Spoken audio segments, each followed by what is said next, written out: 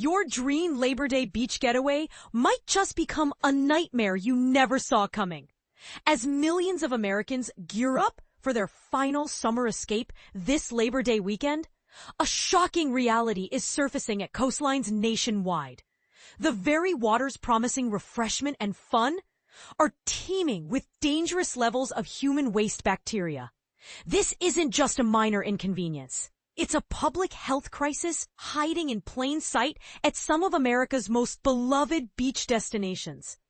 The scope of this contamination crisis is staggering.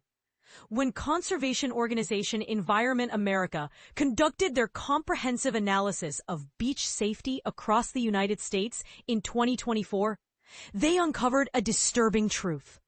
Nearly 2 out of every 3 beaches tested experienced at least one day where fecal bacteria indicators soared to potentially hazardous levels.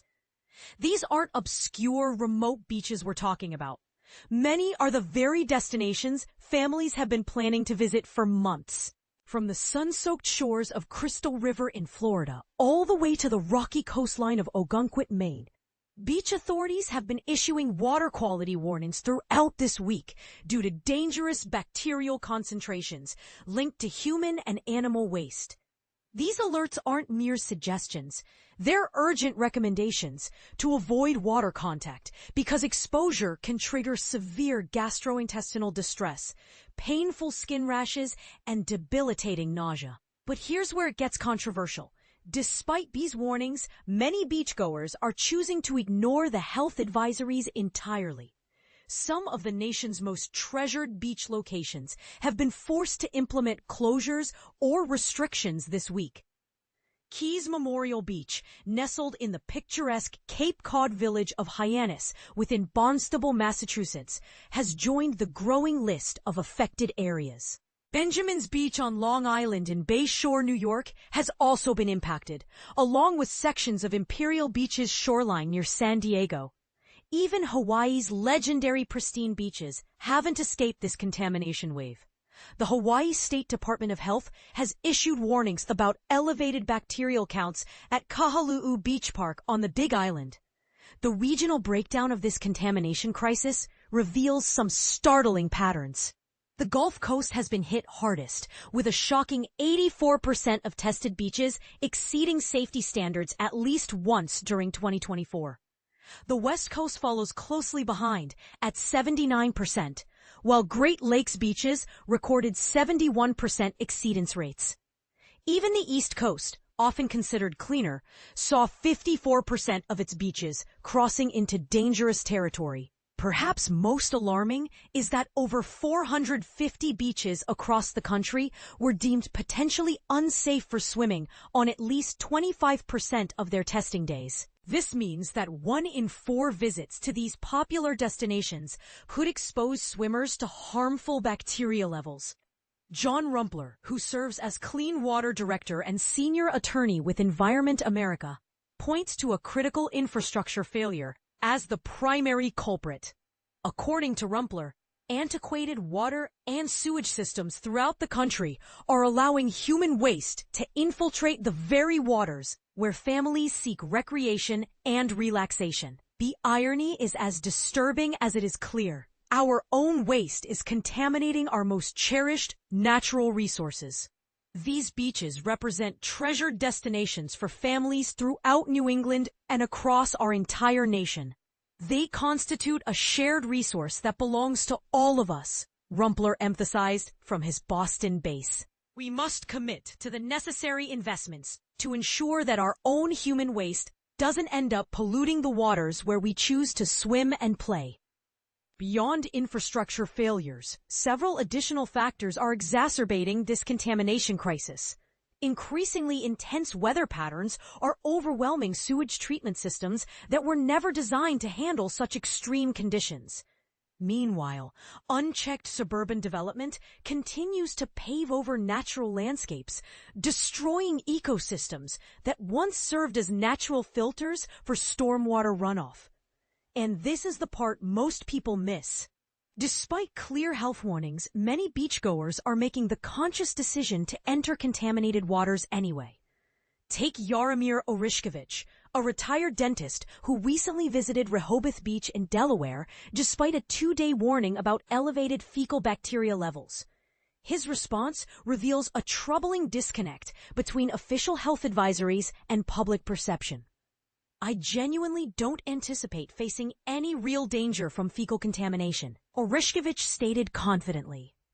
He reasoned that Rehoboth's location seems sufficiently distant from major pollution sources, and he trusted that natural ocean currents would effectively dilute any contamination issues in the vicinity. Dana West, a federal employee also visiting Rehoboth Beach, shared a cautionary tale that should give any potential swimmer pause. Earlier this year, West witnessed a dozen members of his vacation group develop severe gastrointestinal symptoms following a snorkeling expedition off Isla Mujeres, Mexico. The timing strongly suggested the illness resulted from inadvertent seawater ingestion during their underwater adventure. Despite this first-hand experience with waterborne illness, West maintained his confidence in local beach safety. "Generally speaking, I harbor no significant concerns regarding fecal and bacterial contamination levels," West declared while gazing out at Rehoboth's coastline. "I operate under the assumption that local authorities will alert us if bacterial concentrations exceed normal parameters." But here's the kicker that West and many others don't realize. Several beaches in the Rehoboth area, including nearby Rehoboth Bay and the bayside areas of Dewey Beach, were actually under active water quality advisories during that very week. The concerning reality is that these critical health warnings aren't always prominently displayed on public signage, leaving beachgoers unaware of potential risks. To understand the true scope of health risks, Environment America's assessment utilized standards established by the U.S. Environmental Protection Agency that trigger water avoidance recommendations.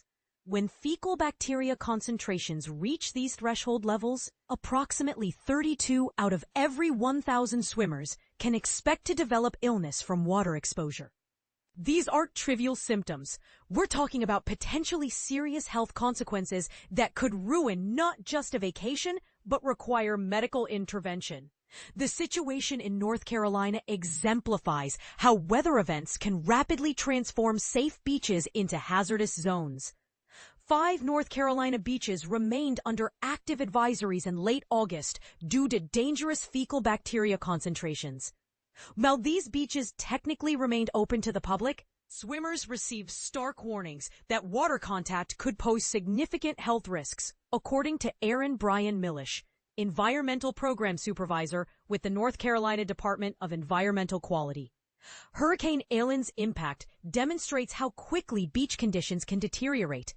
The storm generated massive erosion and destructive storm surge along various coastal regions, as documented by the Department of Environmental Quality.